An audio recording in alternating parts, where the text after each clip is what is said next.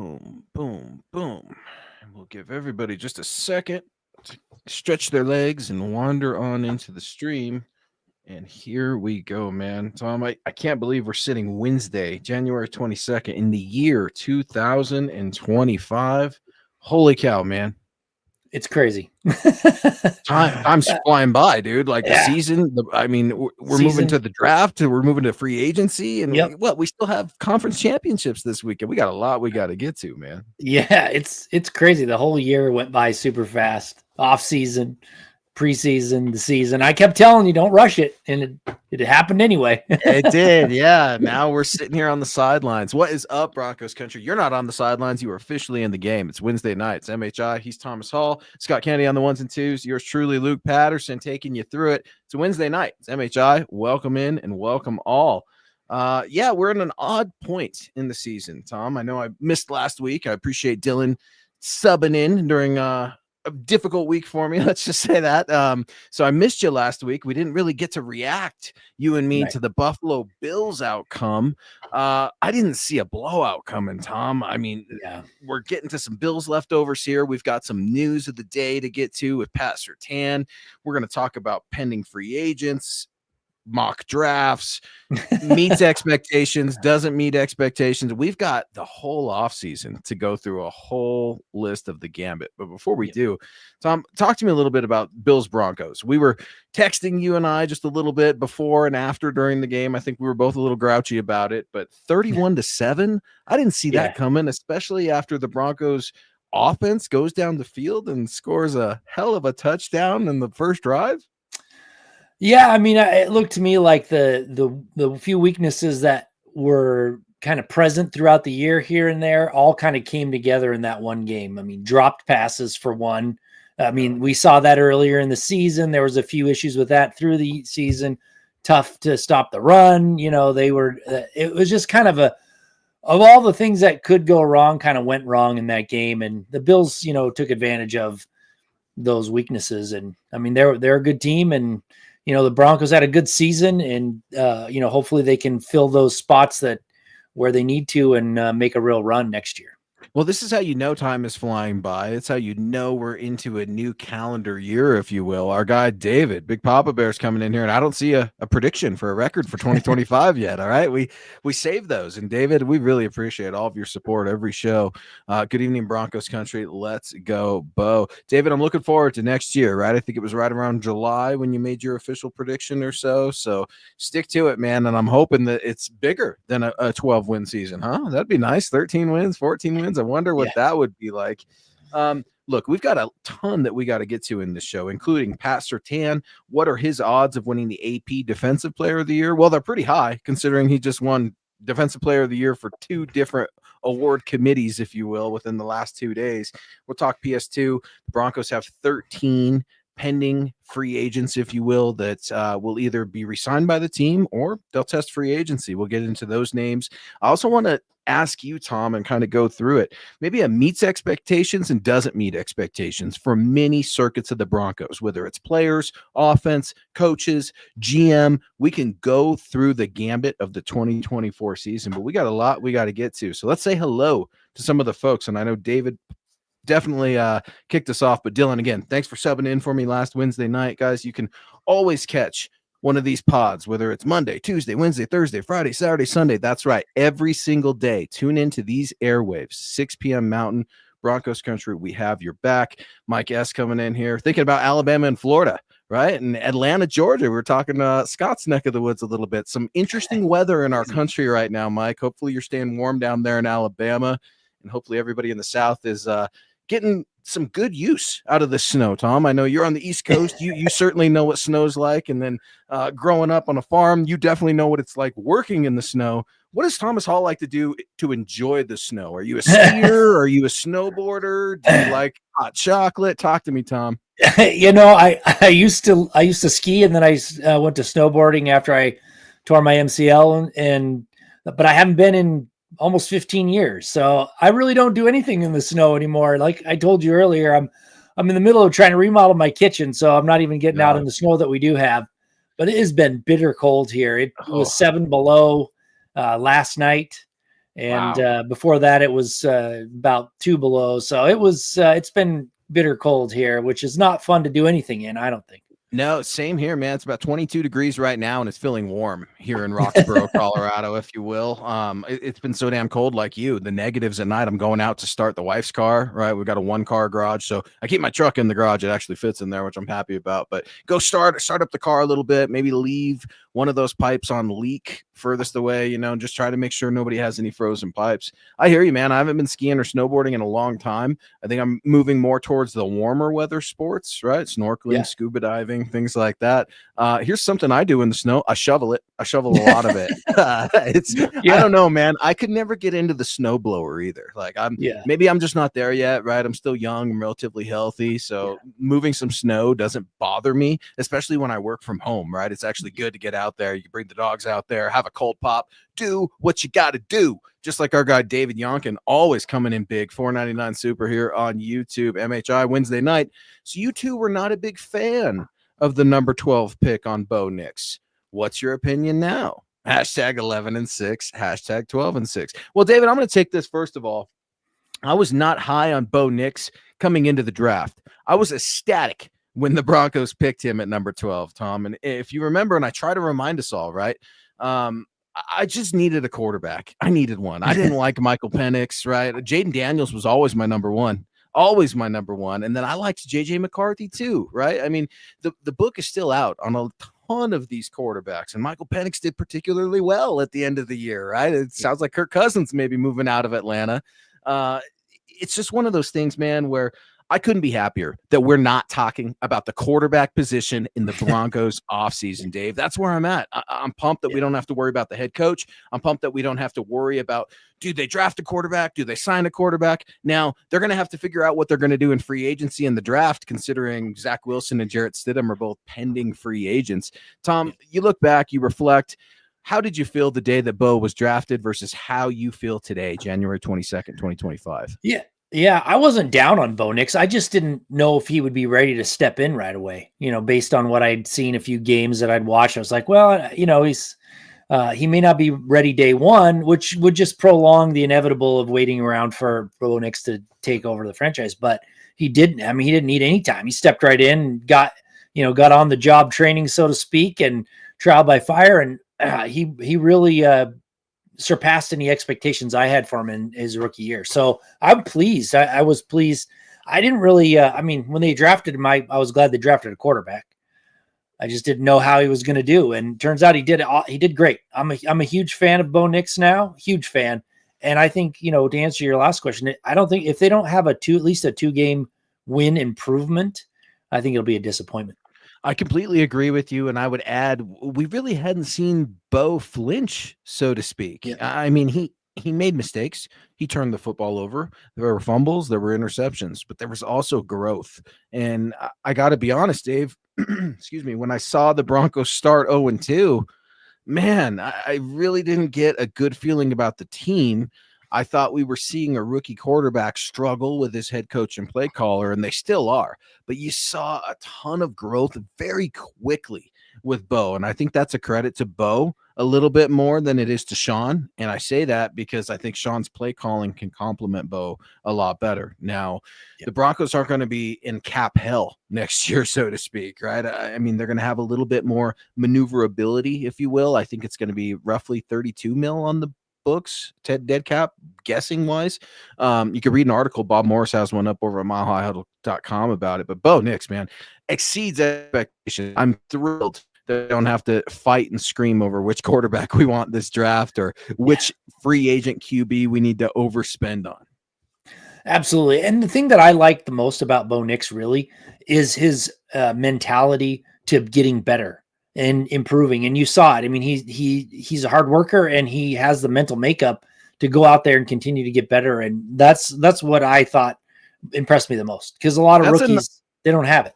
That's a nice way of saying, Tom, you talked about, his maturity, and that's a nice way of saying he's a grown-ass man. How about that? He's a grown-ass man who came in and did a job, and that's exactly it. I mean, now Chicago, the Bears, they all of a sudden think that Ben Johnson's going to save Caleb Williams? Maybe he will. Maybe he won't. I don't know.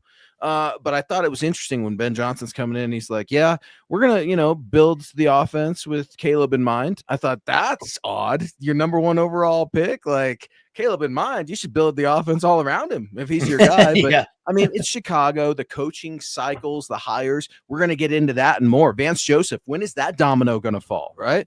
David circling right back around immediately. Another $4.99. Appreciate you, Dave.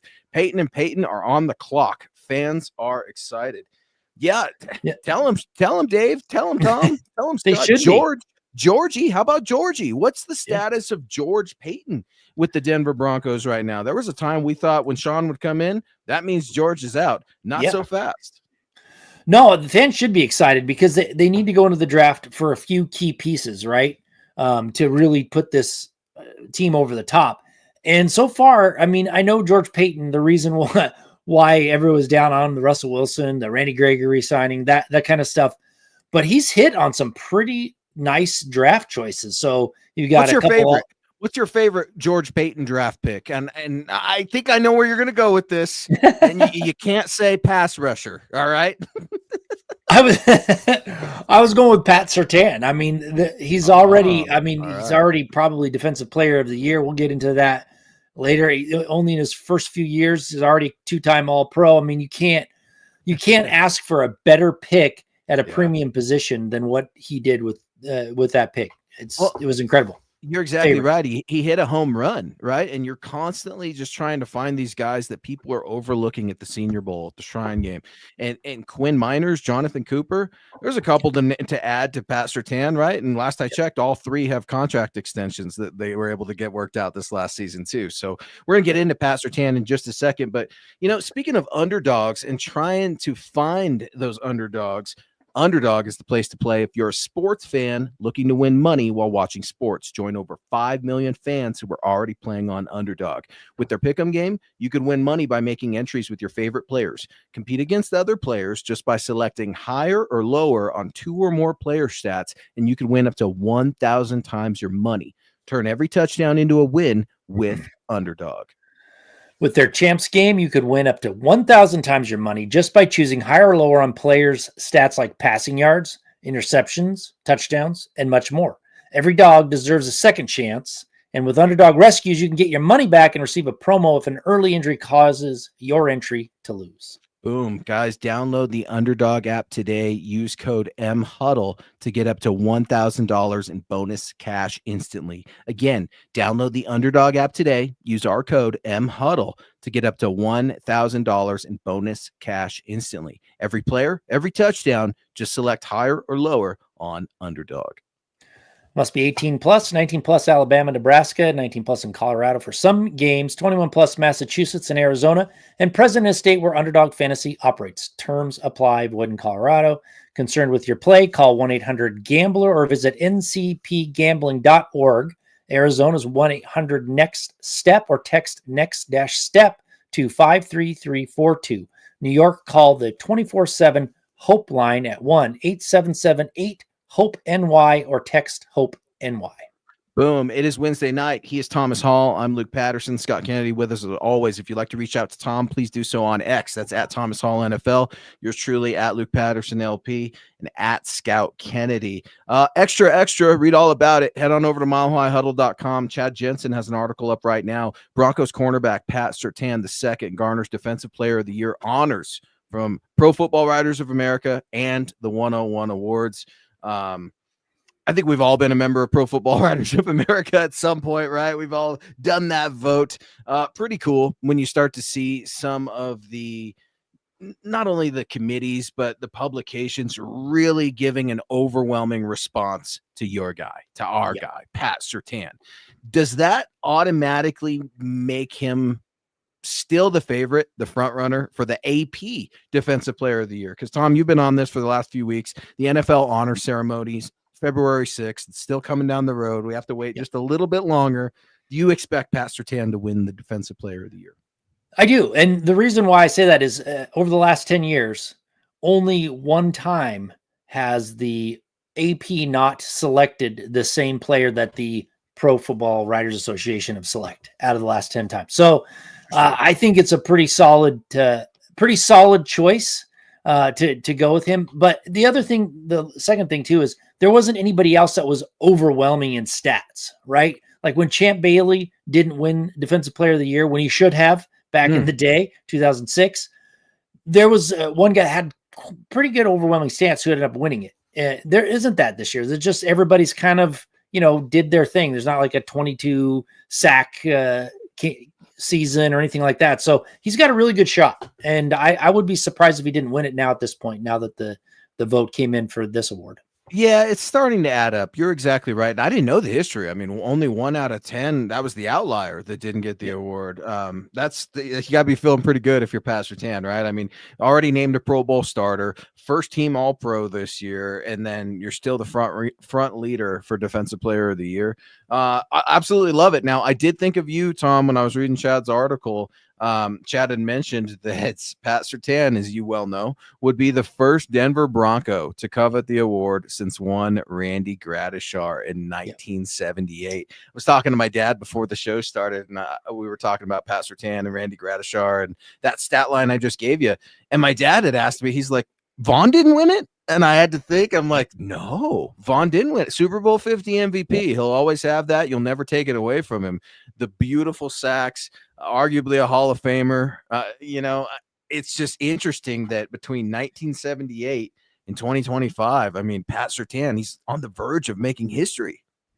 Yeah, and it's funny you mentioned that because two of the Broncos have been robbed. Like I said, Champ Bailey should have won it in 2006, hands down.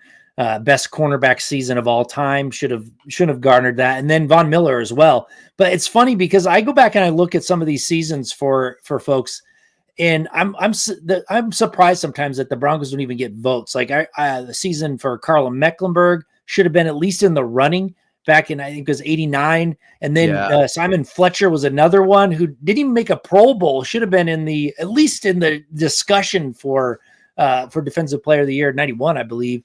But they just kind of overlooked them. And, it was interesting with Von Miller.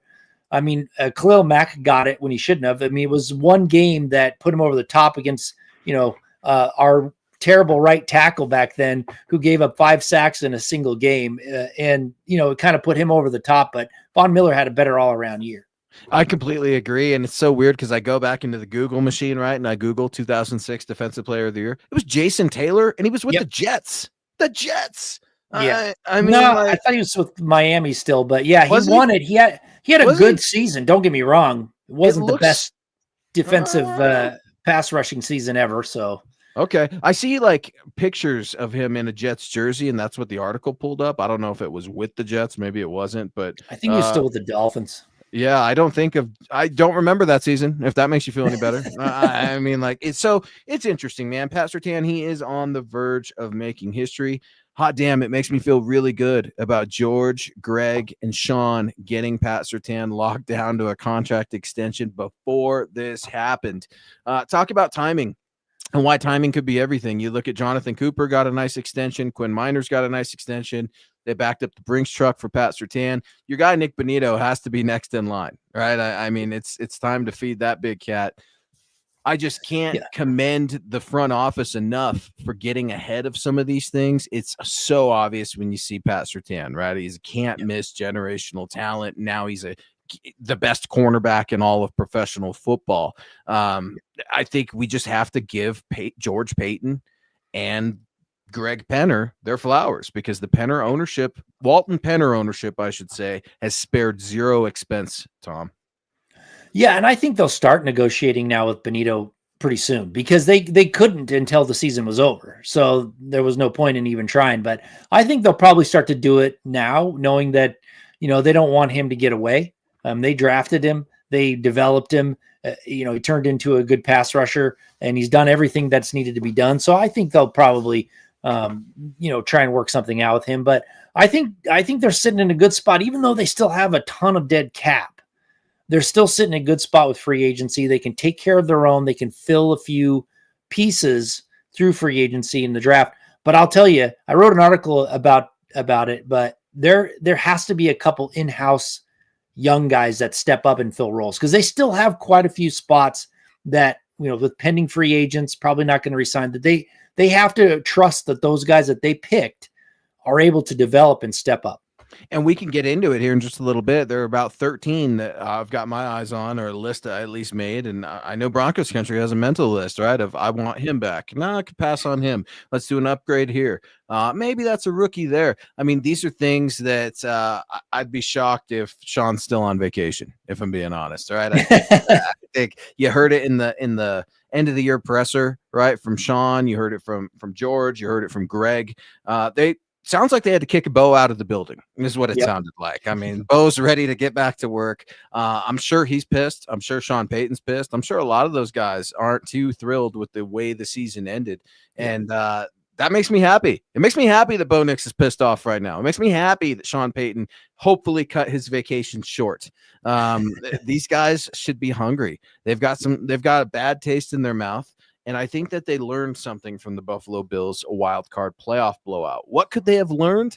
Well, I think they learned that home field advantage matters. And it's something that we can say, we can talk about, but until you experience it for yourself, you really have no clue. And when you get beat down 31-7, when Greg Penner comes out in this press conference and says, our goal is to win the AFC West, it's not some pie in the sky dream anymore. I mean, the Broncos are officially a bubble playoff contending team now, having made it into the wild card. Barely. I hear you, Bengals fans.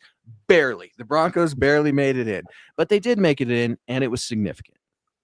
Yeah, I mean, the next step is to do something better, and everybody would be, unless there's injury, if some injury bug happens, we can understand it. But if they're relatively healthy, with a Bo Nix in his second year, they go make some moves. This team had better be going after the division title and more, but the first thing that they have to do is start winning games in their division. Even this year, they were 3-3. They have to have a winning record in their division, and that they haven't had in a very long time to even sniff the AFC West title. And they have got to at least take care of business in their division.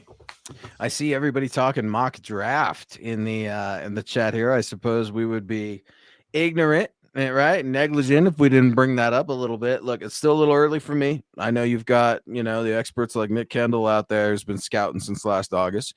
I know Scott's got his eyes on some prospects as well.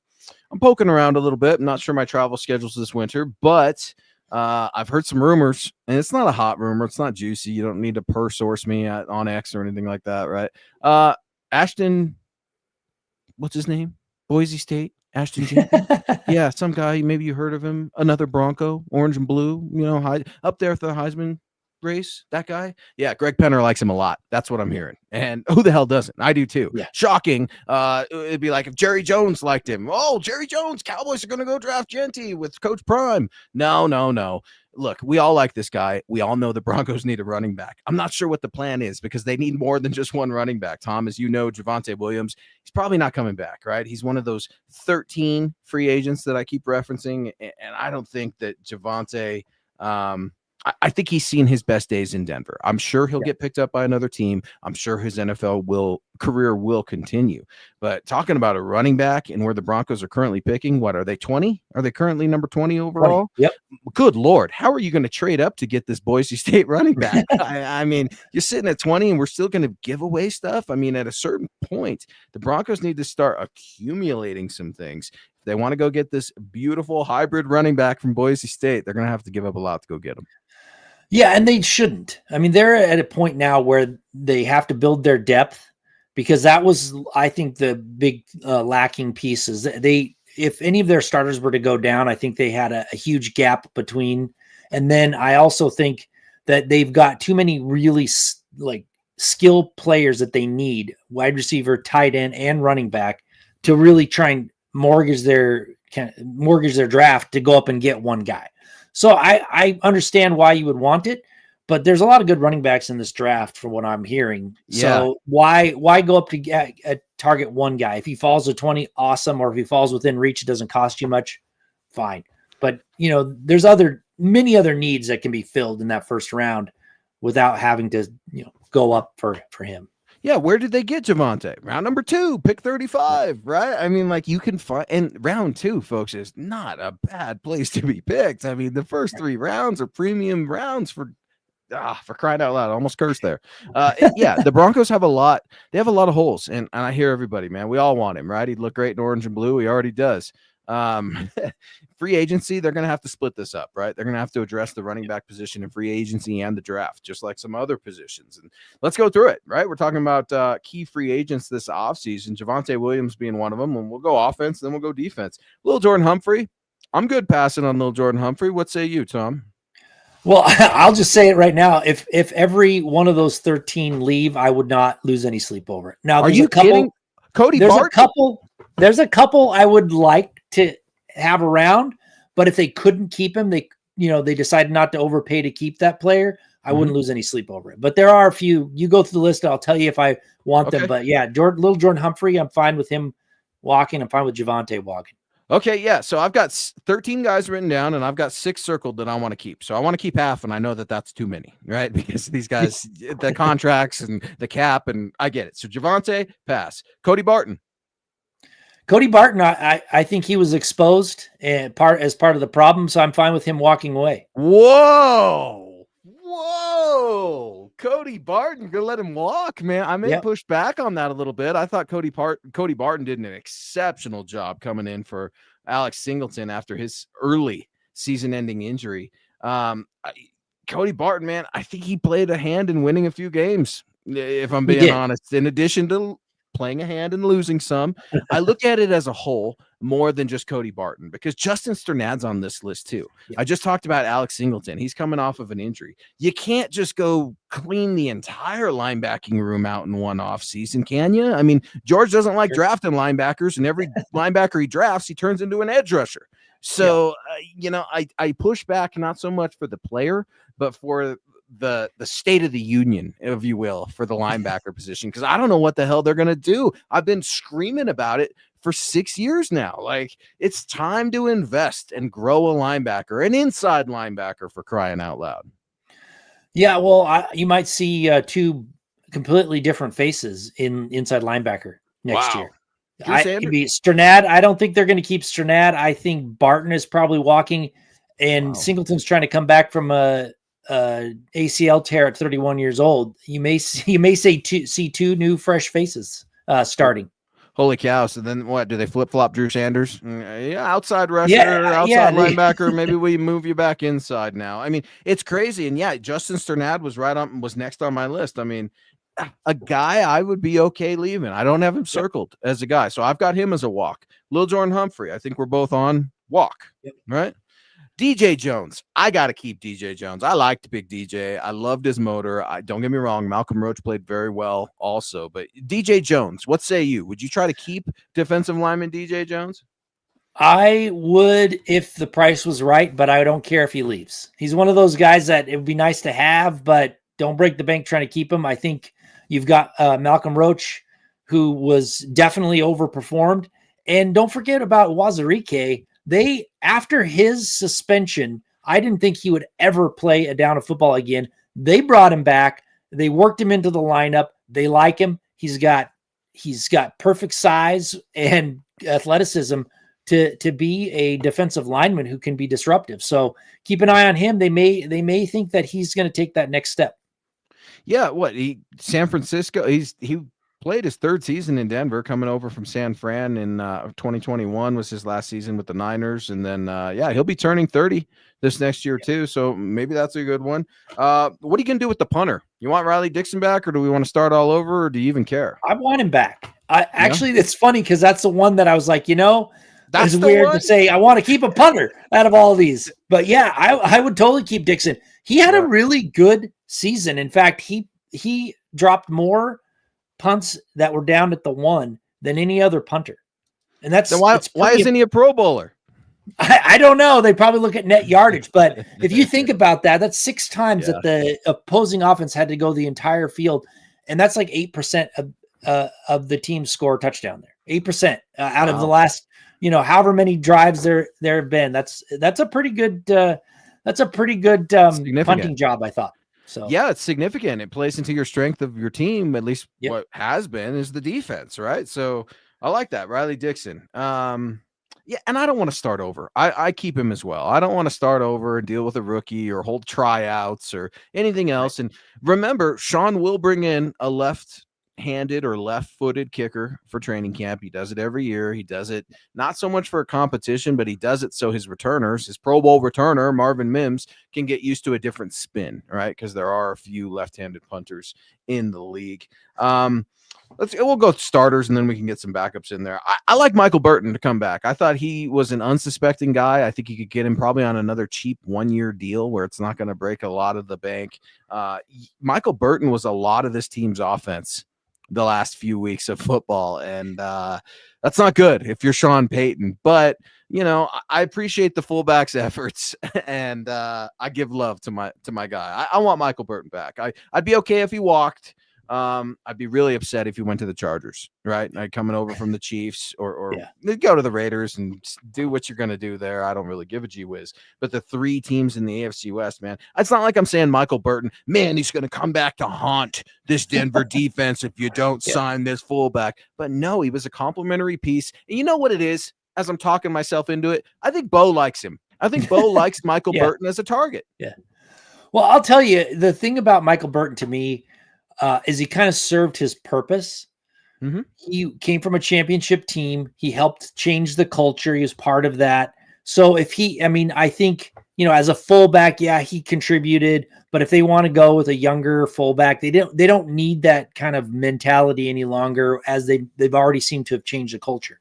Now I'd like to have him back if he comes back on a relatively inexpensive deal, but at the same time, get someone, if you want a fullback, go find somebody younger, get some more youth movement and see what happens. Use your guy DJ Jones, right? It's what everybody does. You just turn all these D linemen like Matlock, right? And I saw Vita Vea last week, right?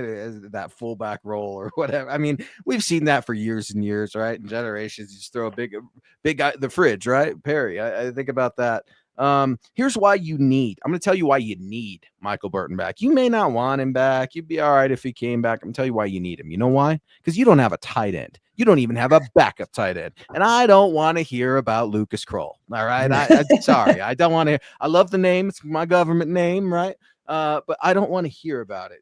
You need Michael Burton because the tight end room has been a disaster. And somebody had the gall to ask coach the other day about the joker position, right? And I'm like, stop it, Sean. I don't want you being asked about it. I don't want to even hear you say the term joker. Find a why first, okay? Like get a tight end room together before we start figuring out hybrids, because that has been an abundant failure. And I put that on George, and I definitely put that on Sean. Yeah, that's got to be one of their prime targets, a tight end, because at least, he doesn't even have to be an amazing tight end, just somebody who can actually contribute to the offense, because none of the other guys did. It was pretty pathetic. Yeah, Dulcich got, I think every single person at Mile High Huddle, and you can go look it up at milehighhuddle.com. I think every writer said that we all need to cut him. And I was like week 2. I was the first one there. I'm like, dude, Greg Dulcich has got to go. Everybody else is like, yep, we agree. And the same article was written a million times because we couldn't stand this guy. It's not our publication. It was everybody was like, dude, Dulcich was supposed to come in here, and we thought, oh, that's going to be our guy to compete with Travis Kelce. Not even close. Can't even stay on the team. Couldn't even stay active. So Michael Burton, to your point, he did serve his purpose. And that's what kind of got that train of thought going. That was a perfect description. Because he didn't have a tight end, you probably got more utilization out of Michael Burton the last couple of years. And it makes him look good, right? And I don't mean this any disrespect, but you put lipstick on a pig, it's still a pig, and he's still a fullback, right? Still a blocking back, and I do think he did well blocking. I'm not a fan of Luke Wattenberg. I've made that known all season. I'm not a fan of Alex Forsythe either. I've been checking around. I've been poking around. I've been told, Tom, the Broncos are good with their O-line. They're happy with it. They envision this starting 5 moving forward, and that includes Luke Wattenberg. To me, he's the weakest link. That position is the weakest link. It has been since the days of Matt Paradis and JD Walton before that. Good Lord. Tom Nalen, some guy, I really appreciated him in my childhood. It'd be nice to find a starting center that could last the next 10 years. I'm being told Luke Wattenberg's the guy. Yeah, I mean, I think they should look for an upgrade at least in free agency. At least see what's out there and see if you can sign somebody. They can't be happy with Luke Wattenberg unless they think that his development is going to really take off. I just don't see it. How can you be cheap at the center position? And I get that you spend a boatload of money, Penner. I get it. But to be cheap at the center position, and maybe it's just that's one of those positions, man, where I think it's got to be a priority, and I'm afraid it's not. So when I'm thinking about thinking about Michael Burton, I'm thinking about the Broncos not having a tight end, and I'm thinking about them not having a center. So I want Michael Burton back.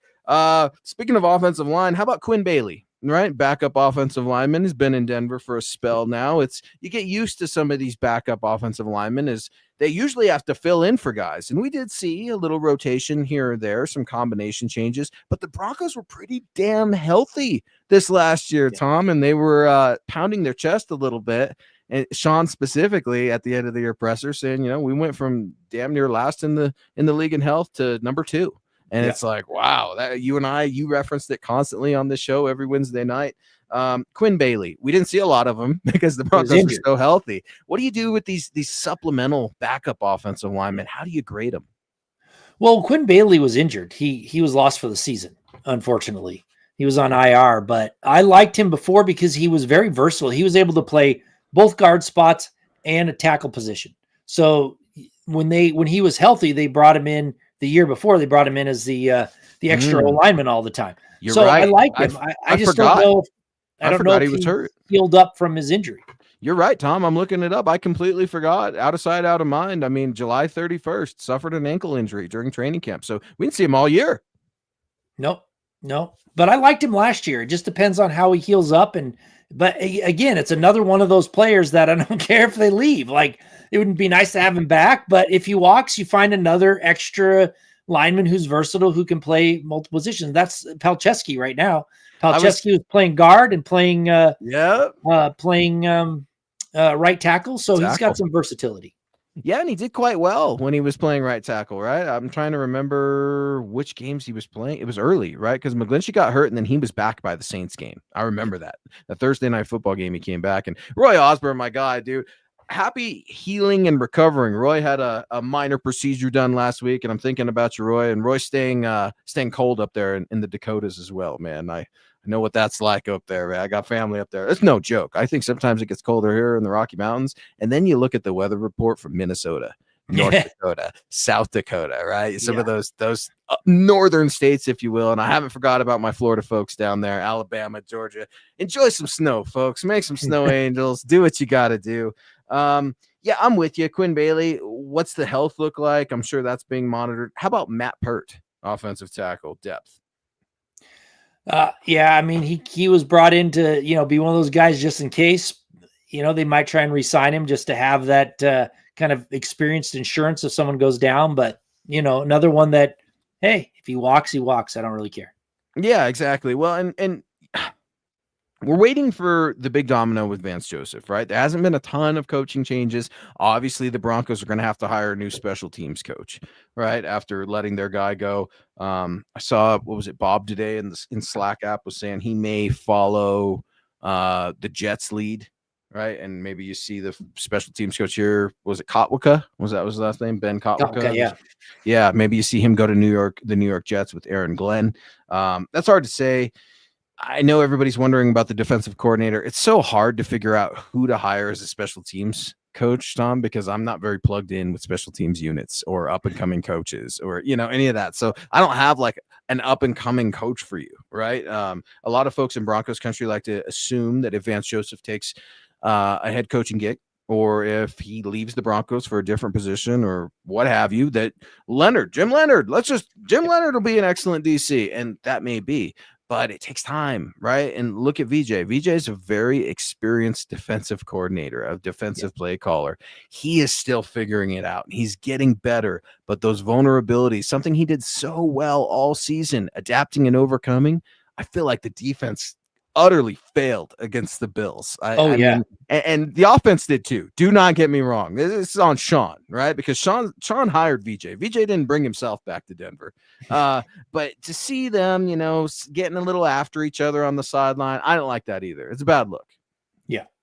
No, it is. And, it was pretty bad when you had the Bills running back had 100 yards in the first quarter, rushing. So, I mean, they were getting manhandled. And that's why when we were talking about Luke Wattenberg, just look at the Bills line. I mean, they've absolutely dominated the Broncos. And the Broncos, if they upgrade at center, they could possibly be one of those dominating offensive lines who just imposes their will. But, it was pretty rough to watch that game, but yeah, Vince Joseph still has a shot. The Raiders have been monkeying around, kind of lost their top guys. So Vance Joseph may have a shot at that job. And you got a few options. I mean, Dennis Allen's still out there. Yeah. Sean likes him, bring him back.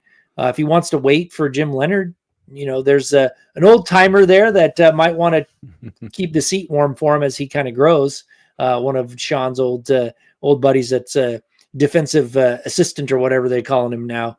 But yeah, there's a few options. But yeah, I mean, I think this is it for Vance Joseph. If he doesn't take a job now and he comes back next year and his defense kind of gets exposed again like that, I don't know if teams will be calling like crazy for him. I completely agree. And I thought of Vance Joseph when I thought of Ben Johnson taking the Chicago Bears job, right? And I thought about Ben Johnson last year saying, nope, we have unfinished business here in Detroit.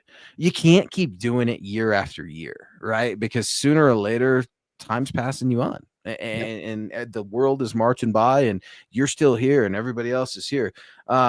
Dave, real quick, how many more head coaching jobs are left? The Saints, the Raiders, and the Jags. It's down to those three, right? I think the Cowboys need a head coach too.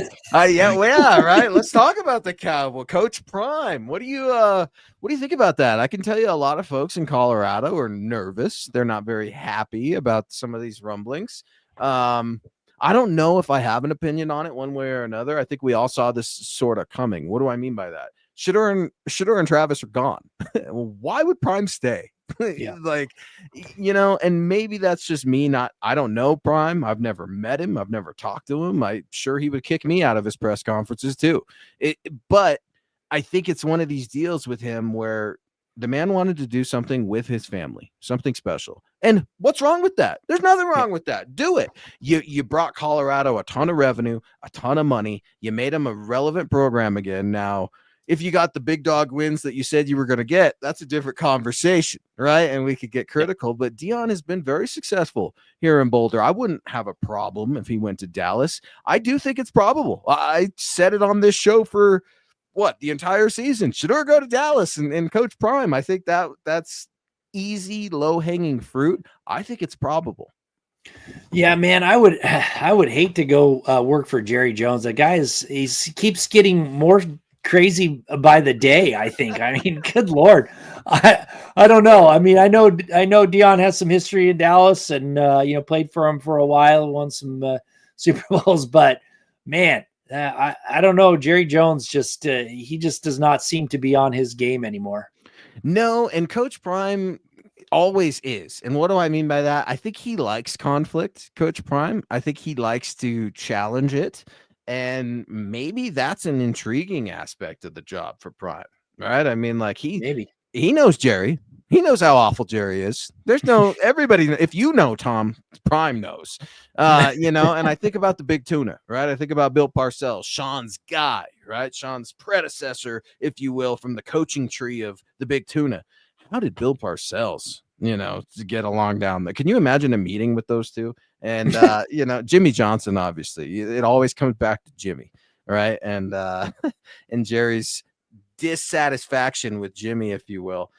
It's interesting, man, because I think that that puts the NFL into a little bit of a whirlwind. What happens with Dak Prescott? Do we automatically assume that the Cowboys are going after Shador if Prime takes that job? It would make sense, right? Try to do a bunch of roster Olympics, maybe get that number 1 overall pick. Then it's a for sure tell what the Cowboys want to do. You lose all sort of leverage there. Timing is everything, not only in life, but in the league. So as things start to wrap up here on conference championship weekend, I think you'll start to see some more dominoes fall The Lions lose, and Ben Johnson and Aaron Glenn get a job, 12 hours later, 24 hours later? I mean, we kind of saw that coming. I was surprised with the Aaron Glenn hire. I think they locked him up till 2029, 5 years. The Jets and the coaches seem to do this a lot, just like the Broncos did for a while, where it's just, let's hire somebody and fire them. 5 years, man. That's quite the commitment from New York. Yeah, it's interesting to look around the league and see coaches, from these teams getting jobs, head coaching jobs. And, you're going to see that with the Broncos. If they continue to have success, you're going to see these young up and comers who step into a role, do something special, and then their head coach. So I like the mix that Sean Payton's got with his older coaches and his young up and comers. But you're going to see, if they continue to have success, you're going to see those guys leaving too. Yeah, another news around the NFL. The Jags let go of their GM today. I did Trent Baalke, right? Memory serves. Gave him his walking papers. And speaking of GM, right? I saw this Perna, our guy Perna, right? Friend of the show.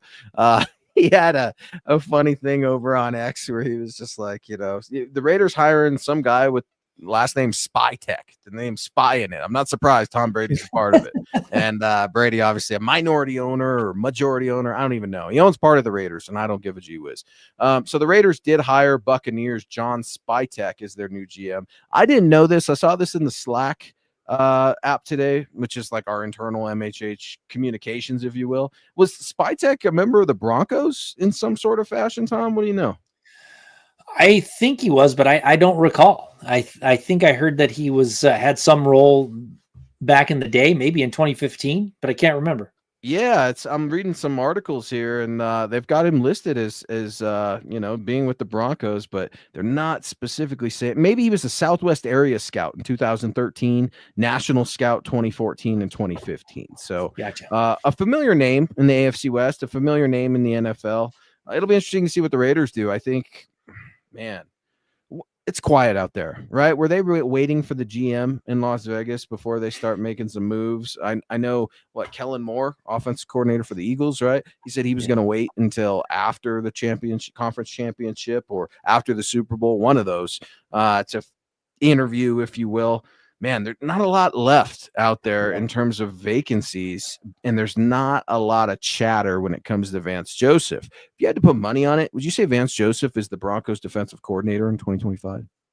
Yeah, I do. I don't know. It just doesn't seem like he had a lot of momentum, but the two places he interviewed, one of them's already filled, and the Raiders, I don't know if they even know what they're doing at this point.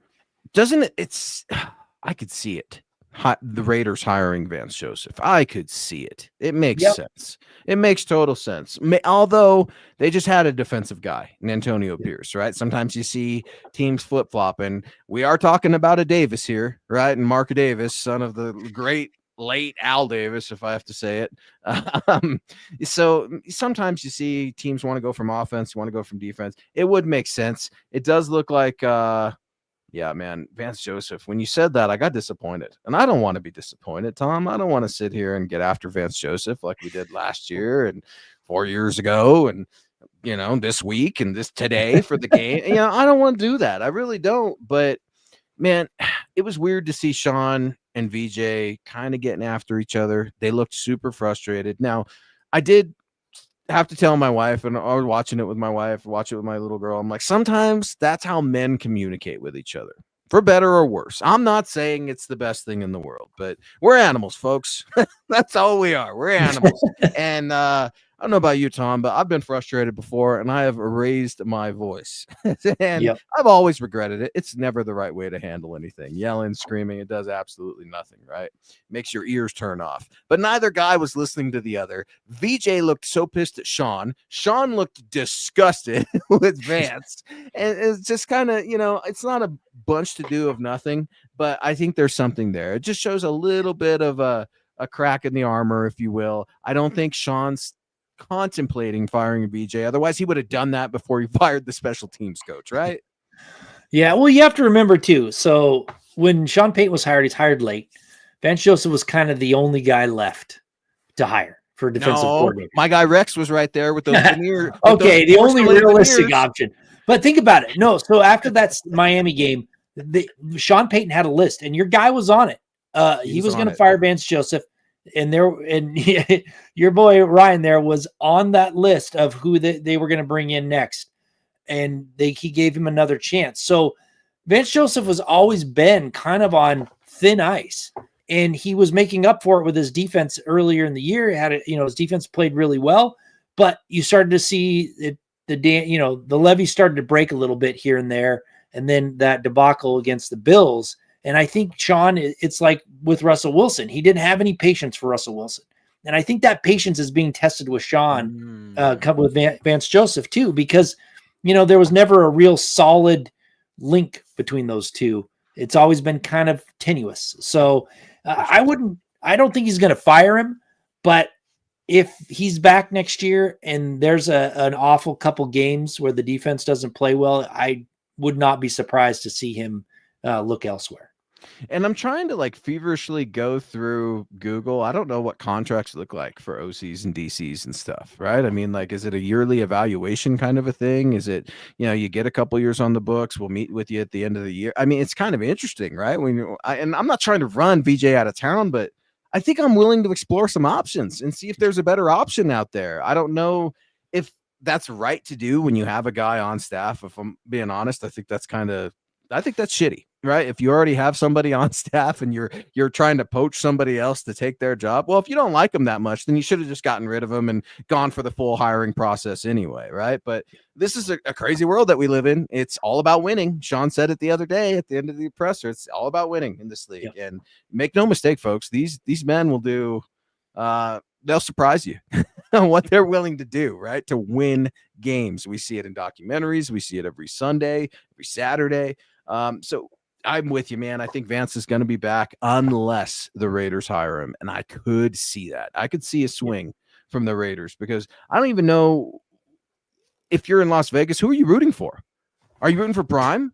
If the Dallas Cowboys are out there saying, yeah, we're talking to Prime, if you're the Las Vegas Raiders, why the hell wouldn't you? Especially if you need a quarterback like Shador. Phil McLaughlin coming in here. Thank you for all the support over on Facebook, Phil. Hello, Luke, Thomas, and Deacon Scott. I've been sending stars and questions the last couple of weeks and not getting a response. I think Facebook screwed up, or it's possibly me. Anyways, one question I would really like your opinion on. Do we trade the 20th pick and get more picks? Phil, I apologize for the Facebook stars. Sometimes we do have communication issues, especially with social media platforms.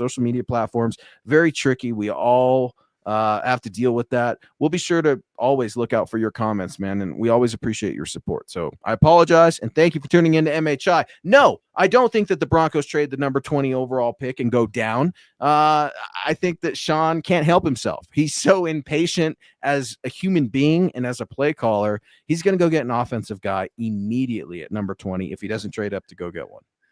Yeah, and we saw what the problem was. They had no star power, so to speak. There was no real number one guy at running back. There was no number one guy at tight end. There was no number one guy. I mean, I know Courtland Sutton had a pretty good year, but he didn't scare anybody, when it comes to the offense. The first round is where you need to get that premium pick.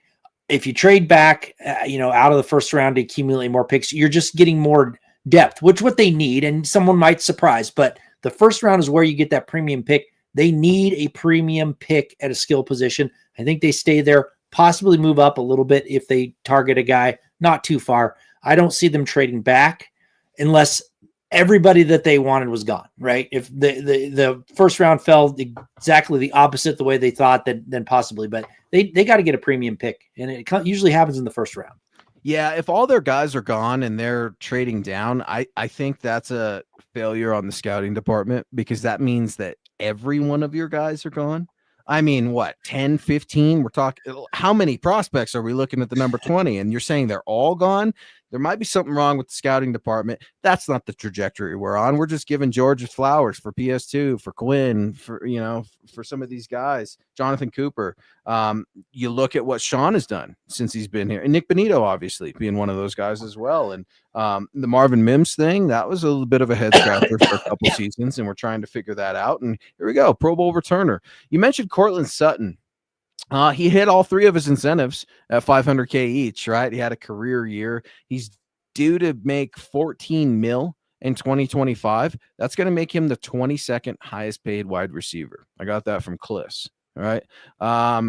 What's the future hold for Cortland Sutton, Tom, on the way out? Just because I'm writing our notes down for the show. I'm thinking about last year where we were. And remember, I said, I'm good with Court going. I'm good. You guys let him go. You guys are jacking around. You're wasting too much time. He should be here with Bo during OTAs, and we're playing these silly games. You already passed when you should have traded him. The draft is come and gone. What the hell? And then he goes out and he gets 81 catches for 1,081 yards, 8 touchdowns, has the best statistical year of his career. Does Cortland Sutton get a third contract from the Denver Broncos in 2025?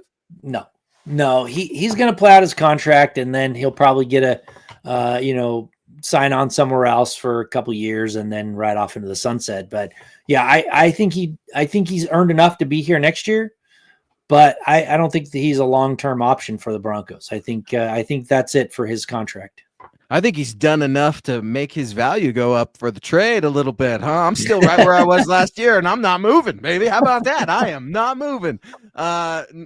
Here's the thing. He is a year older, but man, those stats are going to look intriguing to a team that may think they're getting him at a bargain. And this is all speculation. I haven't heard anything. Nobody says the Broncos are shopping Cortland or anything like that, but it's a conversation that we have to have, especially if you're talking about free agency contracts. You still have some of that dead cap from Russ.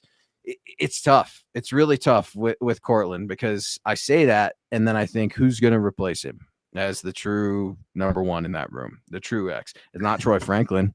It's not Marvin Mims. It's not Devon Bailey. I don't know who it is, right? So nobody on the team right now. It's nobody. It's not little Jordan Humphrey. We both said he could pack his bags and get going.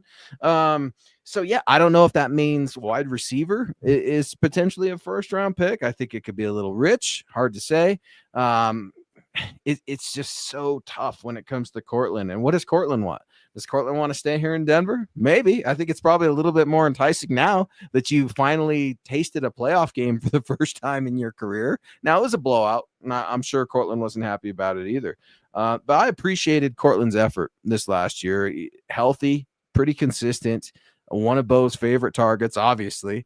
I don't think he gets a third contract either. I just don't know how much longer the Broncos can keep kicking the can down the road in terms of the 1-2 year deal, which they did, by the way, with Kareem Jackson forever and ever. And then finally it got to the end of the road, right? Same with Justin Simmons, right? Are we going to pay him? Or are we not going to pay him? A commitment or not commitment? Oh, well, maybe we'll just let him go. Sometimes it's best for both parties. And last I checked, Scott, Justin Simmons had a pretty good season with Atlanta. All right. So it's not like he was hurt. Yeah, I know.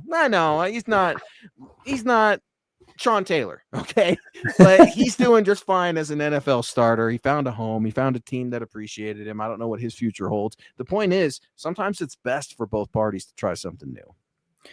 Yeah, absolutely. I still think Cortland's got another year with the Broncos. I think he's here next year. I think they're going to try and find another like legitimate playmaker to pair with him. And then you have Mims and, the rest of the kind of wide receiver group kind of filling it in. But I think Cortland Sutton would have a better year if they had a legitimate receiving threat also in the lineup, like a true like difference maker. Cortland Sutton or Chris Godwin? I wanted Godwin back before, when he was on his first free agent deal. But he's on the, I don't know how old he is. Isn't he like 31 now or something? I don't know. I'd keep Sutton. I like Godwin, but that's the third contract, right? That's his third contract. He's getting up there. You don't want to break the bank on an aging wide receiver. Injuries, right? Has some injuries with Godwin and how about T. Higgins? At least he's a younger guy. Or T. Higgins is a younger guy. I mean, between Godwin and Higgins, just because of the no. I mean, how about How about T. Higgins or Cortland Sutton?